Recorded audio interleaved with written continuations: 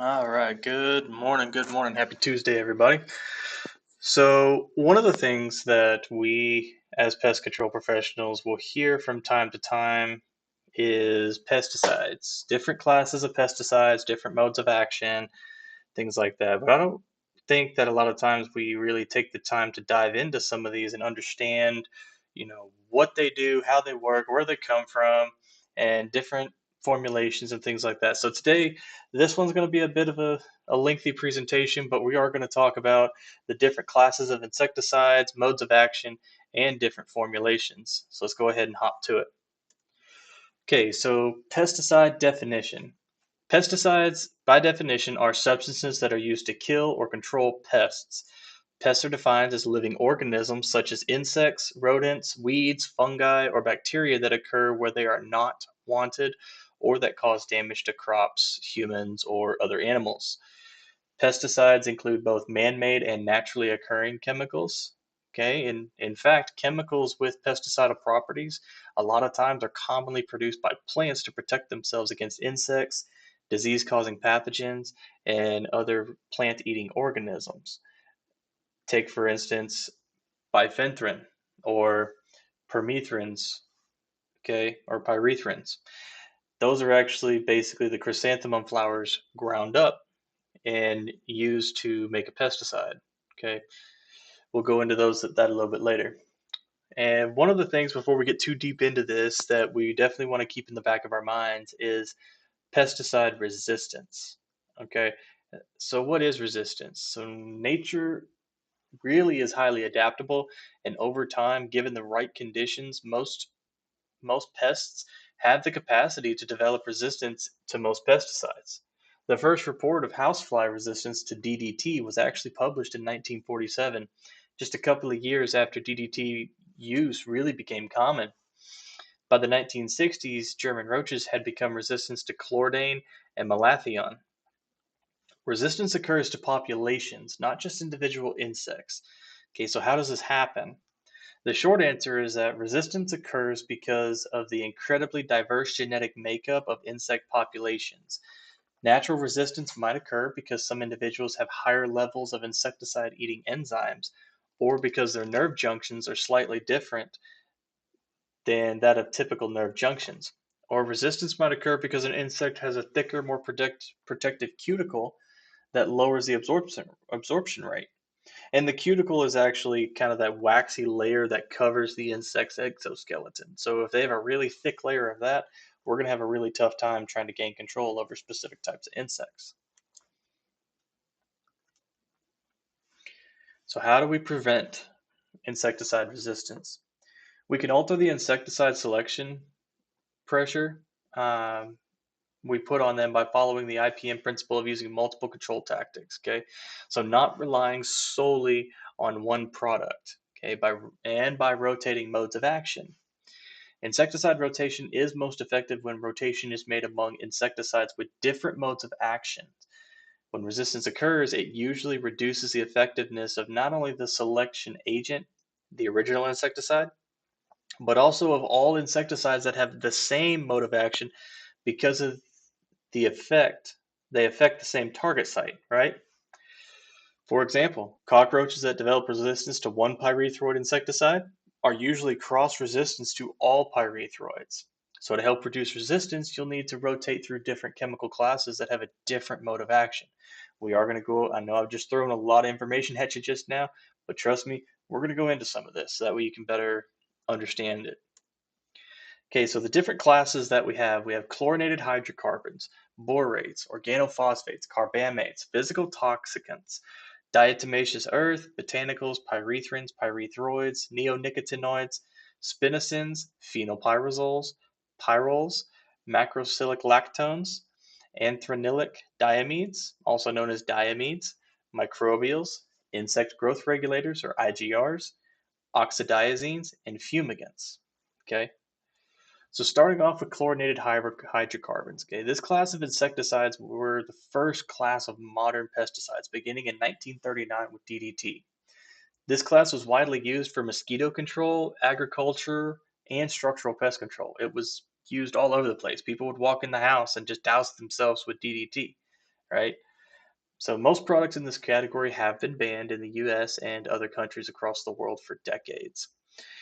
These chemicals are nerve agents that affect the sodium channels or the chloride channels in nerve cells. Okay. An electrical impulse in a nerve cell is triggered when sodium, potassium, or chloride ions suddenly enter the cell through small openings called ion channels. These products affect the nerve's shutoff switch, basically.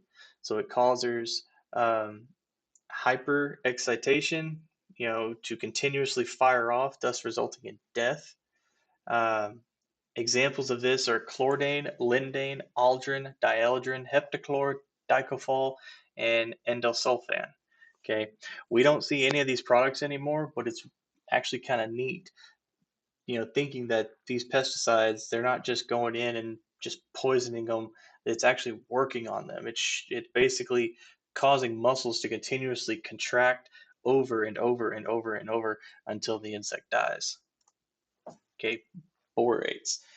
These things are pretty basic. Boric acid and borate salts have been used in the United States since the 1940s. While the precise mode of action of borates is still unclear, they may actually have more than one. They must be ingested to be effective. Okay, they are thought by some to be cellular toxins that inhibit energy production within the cells. So they're going to attack the mitochondria.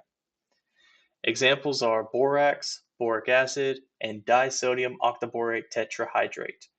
Okay, for the termite guys, disodium octaborate tetrahydrate is actually the active ingredient in Boracare. Organophosphates. Organophosphates were developed in the 1950s in the United States, and they actually replaced chlorinated hydrocarbon for some issues. Unlike chlorinated hydrocarbons, they are not very persistent and they break down relatively quickly in the environment, so which means they have a shorter half-life. Okay. Organophosphates are also nerve agents. However, the mechanism by which they incapacitate insects is different from chlorinated hydrocarbons. Instead of affecting the sodium channels, organophosphates work by inhibiting acetylcholinesterase. Okay, it's an important enzyme in humans and insects. Acetylcholine is the key synaptic neurotransmitter for both insects and humans. And ACHE, acetylcholinesterase, is the enzyme that clears out the ACH after it floods the synapse. Okay. Without ACHE, this will result in continuous muscle contraction, among other things, right? So we just won't have any sort of control over our nervous system and any muscles that are being affected. Examples are chlorpyrifos, diazinon, and propitamphos. Carbamates. Okay. Carbamate insecticides were first developed in the late 1950s as safer alternatives to organophosphates. Their mode of action is identical, however, carbamates are considered reversible and weaker, which made them safer for humans. The toxicity of this group ranges from low to high, and, and carbaryl and propoxyr are the only remaining carbamates registered for urban pest control. Indoxacarb is an unusual insecticide that is chemically a carbamate, but it has an additional MOA involving blockage of sodium channels in nerve cells. It is therefore classified in a different mode of action class than carbamates. So essentially, what that means is when it blocks the sodium channels in the nerve cells, it does not allow that sodium to enter into the synapse or the nerve channel to have any sort of reactions, muscle contractions, anything like that start to fire off. So basically, it just kind of shuts everything down. Physical toxicants. Physical toxicants are substances that harm the insect physically rather than biochemically. Okay, they have different modes of actions and may work by scratching, cutting, drying, suffocating, or even drowning the insect pest. Um, what a really good example of this is a product that anybody that does bed bugs uses is Cymexidust. Cymexidust, all it really is at the end of the day is those silica gel balls that you find in your shoes when you get a new pair of shoes. They're just ground up really fine. Okay. This is going to cause cutting and desiccation of different types of insects. Diatomaceous earth, right? Diatomaceous earth is a good example of a physical toxicant as well. It is highly abrasive and is made up of tiny sharp pieces of fossilized shells. When an insect actually crawls through DE deposits, the DE abrades the waxy waterproofing on the insect's exoskeleton. If the insect is in a dry environment, this often results in water loss and desiccation. Desiccation just means loss of water. They dehydrate, basically.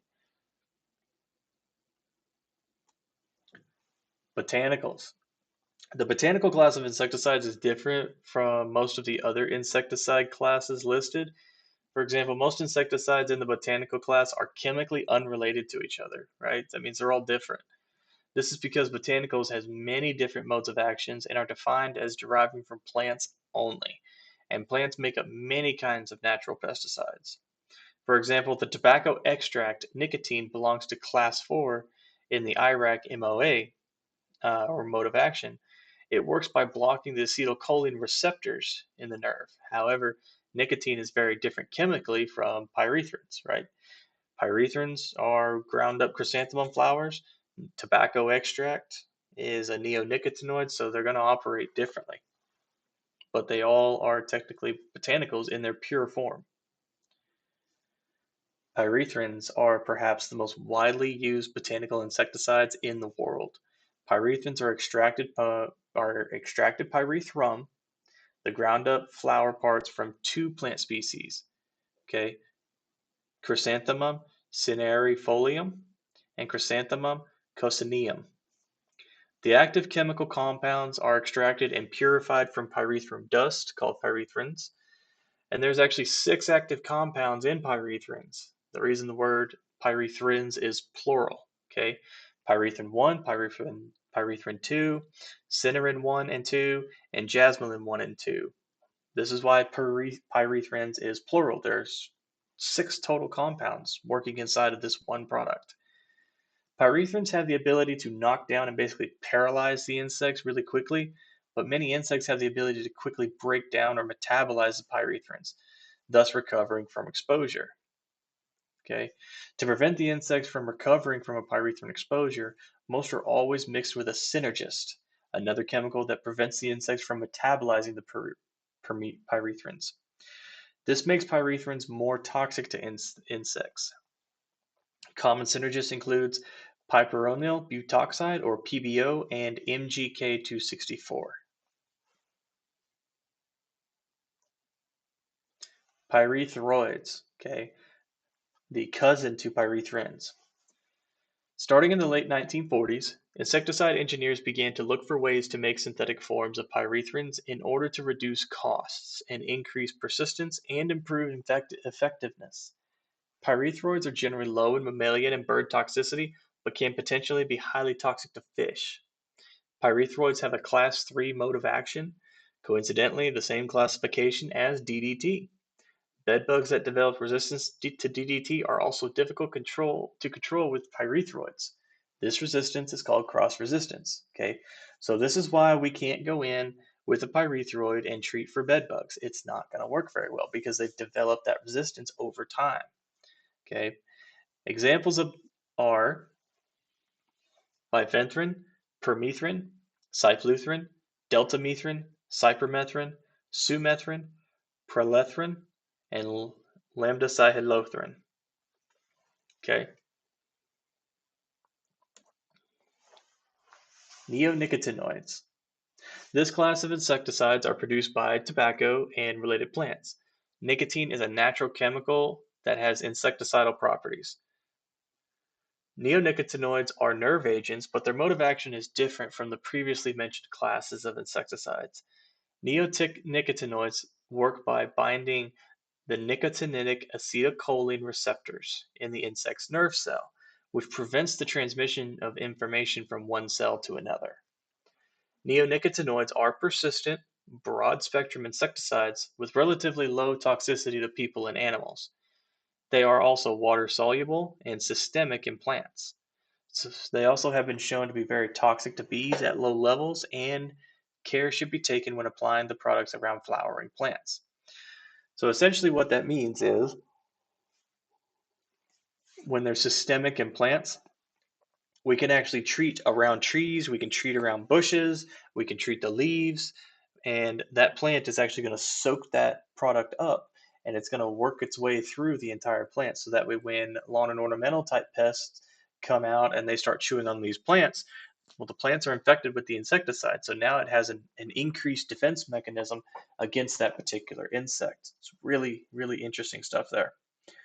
Examples are imidacloprid, thiamexotham, acetamiprid, dinotefuran, and clothianidin. Clothianidin. Okay. Spinosins. Spinosins are chemicals that are derived from a soil bacteria called Saccharia polyspora spinosa through a fermentation and purification process, right? Their mode of action is like neonicotinoids.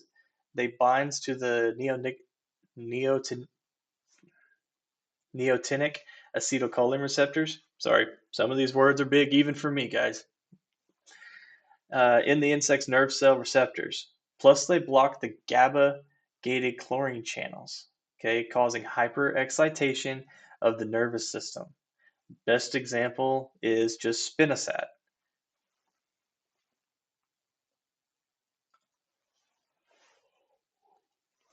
Phenylpyrazoles.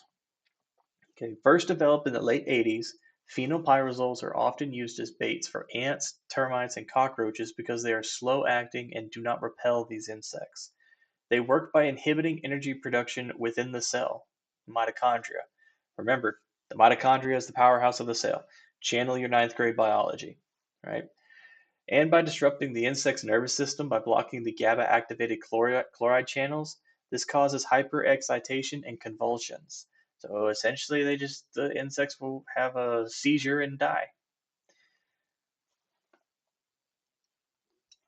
Fipronil, which is the active ingredient in some termiticides and flea and tick products, are applied to cats and dogs. It's the best known example of phenylpyrazoles. So when we're talking to our customers and they ask, well, how toxic is the termiticide, or how toxic is the Taurus SC to my animals? If you look actually at, Canine Advantix or some different medications like that, you'll see fipronil on there.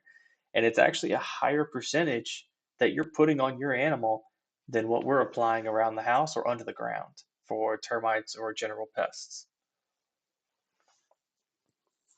Usually, whenever a lot of customers will have those kinds of questions and you explain it to them in that manner, and they have animals and they treat them for fleas and ticks, they tend to be like, "Oh, well, if he's not getting sick from the stuff I'm putting on him, your stuff's fine." Generally, that's true. We still want to take caution and take care of our customers' homes by applying our products in a safe manner, but that's one way you can combat that question of how toxic is this to my animal.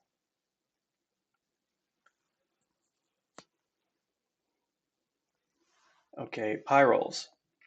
First developed in the late 80s, pyrols work by inhibiting energy production within the cell. Again, the mitochondria. Okay, they have a very low mammalian toxicity levels. They do not have repellent qualities, so they are often used in baits for ants, termites, and cockroaches. Chlorphenapyr is the best known example.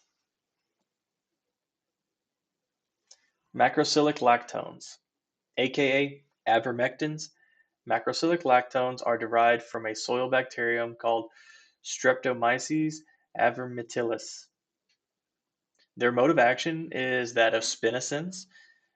They are nerve agents that disrupt GABA activated chloride channels, okay, which blocks the transmission of nerve impulses to the muscles. So the nerves can't send information to the muscles to move around. It's a paralytic. They have very low toxicity levels and are often used in heartworm pills for pets. Examples include abamectin, emamectin benzoate, and ivermectin. Anthranilic diamides, aka diamides. This is a relatively new insecticide class represented by the active ingredient chlorantraniliprole. The diamides disrupt insect ryanodine receptors, intracellular calcium channels that play a central role in muscle and nerve function. Okay. Human toxicity to chlorantraniliprole is extremely low. Diamide insecticides are systemic, so they can be taken up by plant vascular systems either through the roots or the foliage, similar to that of neonicotinoids. We're kind of starting to see a bit of a pattern here where a lot of different modes of actions or a lot of different chemical classes work in similar ways, but not exactly the same way, right? Microbials. Microbials are living organisms, bacteria, fungi, viruses, nematodes, and others that are used to control pests.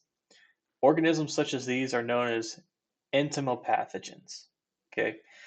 Examples include products that contain bacterium known as Bacillus thuringiensis, which is effective against flies, moths, mosquitoes, drain gels that contain enzymes and bacteria to control drain flies and other pests, and fungus called Bovaria bassiana, okay, which can be used to control a wide range of insects.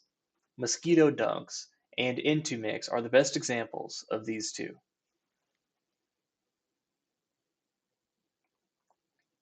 IGRs, insect growth regulators. Insect growth regulators work by hindering the ability of immature insects to develop into healthy adults. And there are two types of IGRs that we're going to encounter. The juvenoids, aka juvenile hormone analogs. These mimic natural insect hormones that regulate growth, maturation, and reproduction. When exposed to juvenoids, these insects processes can be disrupted, right? For example, eggs may not develop or hatch, wings and other body parts may be deformed, molting might cease, and other adults may become sterile or producing eggs. Okay. The other type of IGR is a chitin synthesis inhibitor. That's where molting might cease, comes into play, or body parts might be deformed. Examples are methoprene, hydroprene, and pyriproxyfen.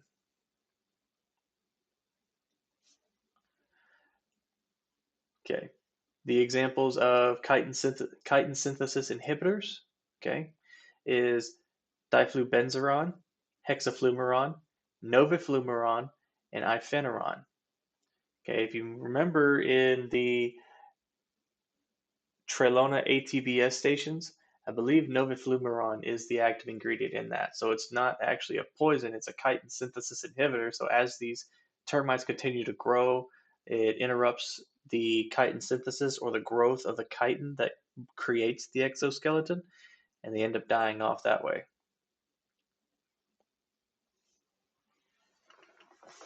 Oxadiazines. In the early 2000s, this relatively new insecticide class was introduced.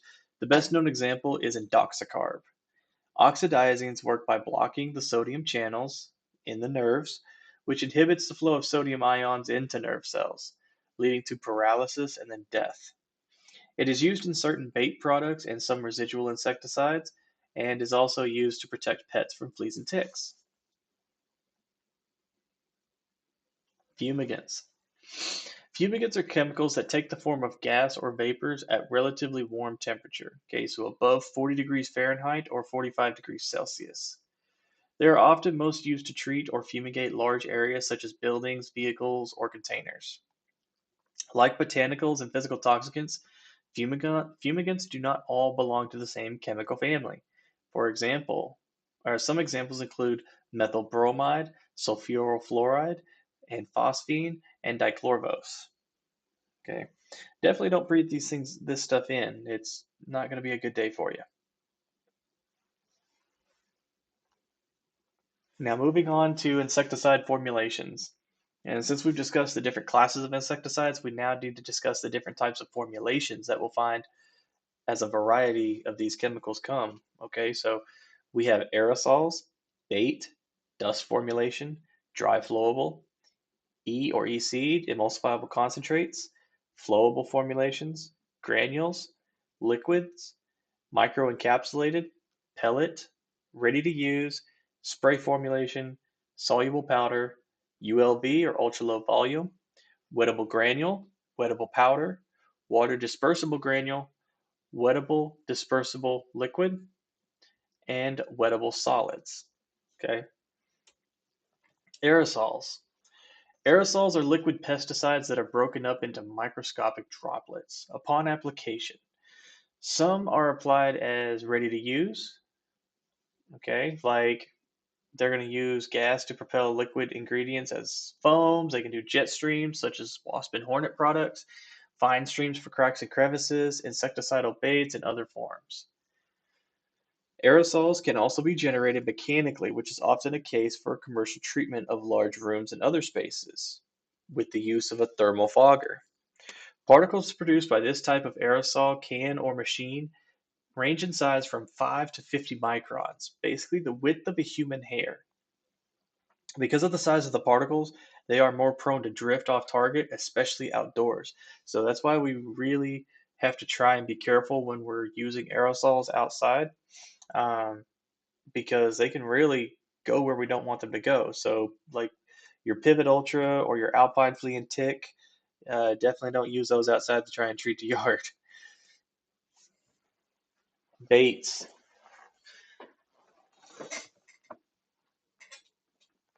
Baits are formulations consisting of food mixed with a pesticide, right?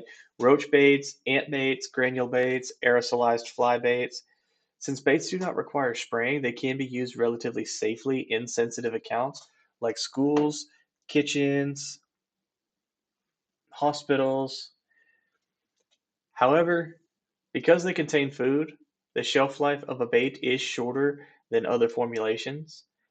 Baits are considered one of the safest pesticide formulations because pests ingest them, which means the amount of active ingredient can be lower than the amount used in other formulations. Dusts. Insecticidal dusts are powders that can be used in cracks and crevices, wall voids, inaccessible crawl spaces where sprays are not easily applied, and where human exposure is unlikely. To make a dust, an active ingredient is usually sprayed on an inert base such as talc, clay, or ash. Dust can be effective against cockroaches and other crawling insects in areas where liquid pesticides cannot be used, for example, behind electrical wall outlets or fuse boxes. Dust can easily become airborne during or after application, so dust masks and other protective equipment are often required or highly recommended. Granules consist of small, inert pellets onto which an active ingredient has been applied. Granules are most often used outdoors to control crawling insects around homes or insect pests. After granules are applied to an area, they usually require irrigation. Okay. Once we get a good rain or the customer waters their yard, it releases the active ingredients into the soil. Now, not all formulations with a granular appearance are granules that are designed to be watered in. Many baits come in granular form. For example, the key difference being that baits are designed to be ingested by pests, whereas insecticidal granules are not. So that's going to be the difference between like your Bifin LP, your Talstar Extra with Verge, your Delta Guard. Those are your granules, your insecticidal granules.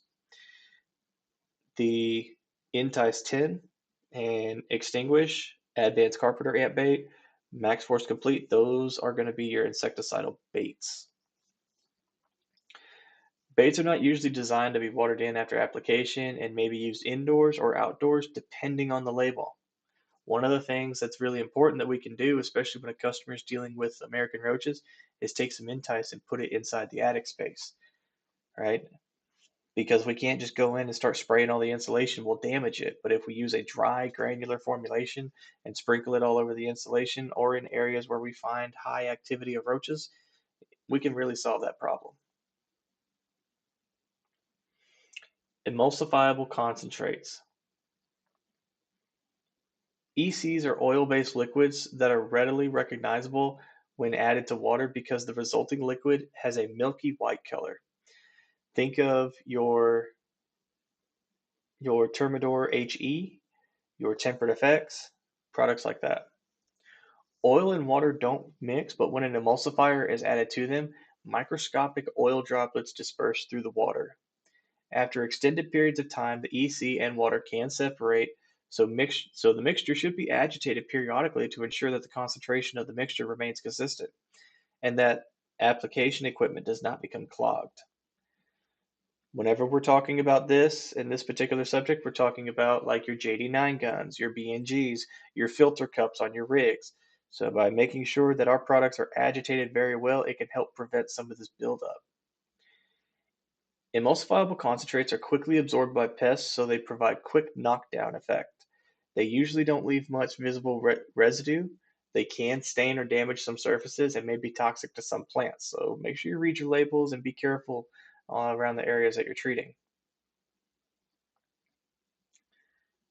Wettable powders. Wettable powders are tiny particles that contain one or more active insecticidal ingredients that are combined with with active ingredients such as or inactive ingredients such as talc or clay. These products are sold in powder form and then mixed with water.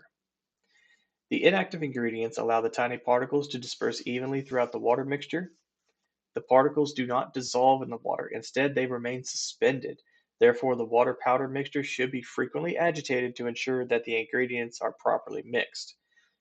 Products with this formulation do not dissolve in water. They can leave behind a visible residue after application, and they may wear down nozzles and other parts of spraying equipment. A really good example of this particular product is Demon WP. Suspension concentrates. SCs are basically finely ground solid products that have been pre-mixed with liquid bases, usually water, but sometimes oil or other liquids. They are sold as liquids and must be diluted before application. These particles in SC formulations are generally smaller than those found in WP products, so the residues are less noticeable after application. They tend to have longer residual effects than ECs and they work well on porous surfaces. They are also less toxic to plants and tend to leave less odor than ECs. Like WPs, suspended concentrates require frequent agitation. Microencapsulated formulations, you're going to see them as M, ME, or CS.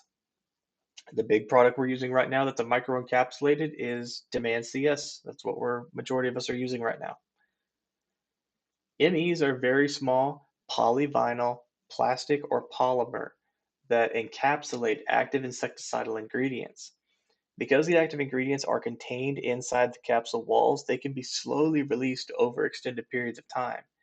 Manufacturers can control the rate of release by adjusting the thickness of the capsule's walls. So, as always, careful attention should be paid to the product's label. They generally have a lower exposure risk than other similar formulations, and they are rapidly picked up by insects. However, they provide lower rates of absorption into porous surfaces. Like WPs and SCs, microencapsulated formulations require agitation after they are mixed with water or they may clog application equipment and they have a relatively high potential of washing off. So if we know that it rains coming or a customer's watering their yard, we don't need to use our products just yet because it's going to basically wash away everything we just did. Dry flowables or water dispersible granules. Okay, these formulations are like WPs except they come in the form of granules. Like WPs, most of them are mixed with water before application and the mixture requires agitation. A few products on the market that are labeled as dry flowables are applied in dry form as Advert DF like baits and are not mixed with water. But we have Advion WSG and we have Termidor WDG. Soluble powders. Unlike formulations mentioned earlier, soluble powders readily dissolve in water. Therefore, they do not require agitation and there is little risk that they will leave residues. We don't really use soluble powders very often. I think in my 7-year career, I may have used one. Ready to use sprays. These are pretty basic, right?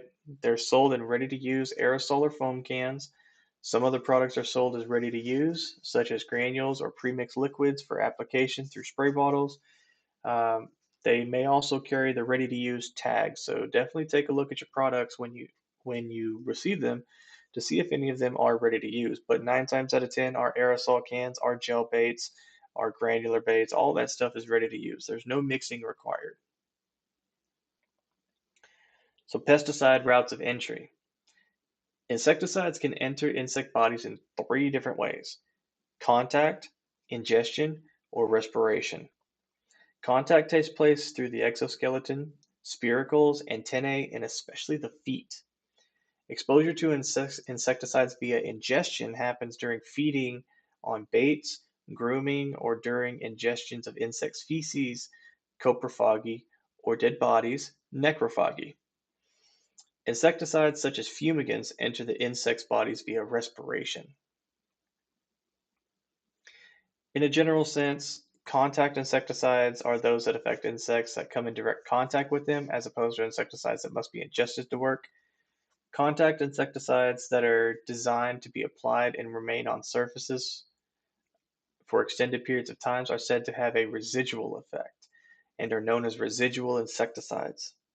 Because insecticide residues tend to degrade exponentially over time, the length of residual effect is usually described as a half-life. Half-life can vary depending on the different surfaces and environments in which a product is used. Pesticides that work via ingestion are commonly referred to as stomach poisons. Stomach poisons are most likely to be used in bait formulations. Insecticides that are toxic only when ingested tend to be safer for humans because accidental ingestion is less likely to occur than through skin exposure. Many insecticides, like most pyrethroids, can act as both contact and stomach poisons. One of the fastest routes of entry is via respiration.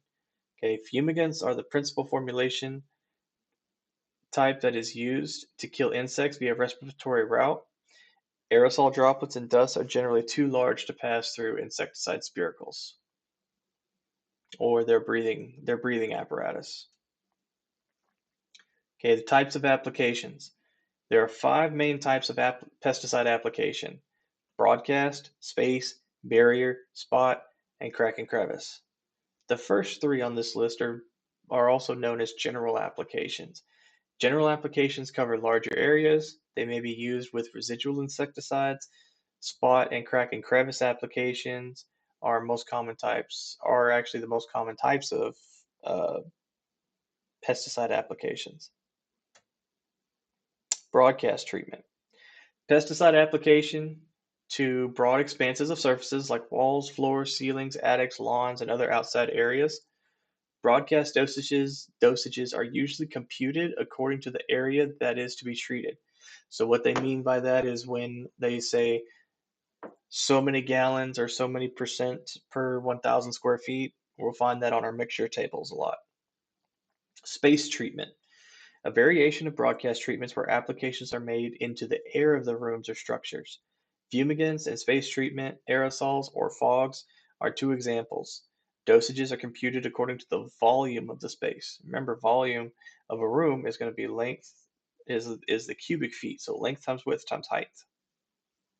Barrier treatment, pesticide applications to borders, a building perimeter, or door thresholds to keep pests out of certain areas like backyards, sheds, and structures. Barrier treatments are what we do 9 times out of 10. Spot treatment, a limited pesticide application to small areas of pest infestation away from human contact. These areas should be 2 square feet or less. And then crack or crevice treatments, a limited application of small amounts of pesticide into an inaccessible cracks, crevices, or void areas.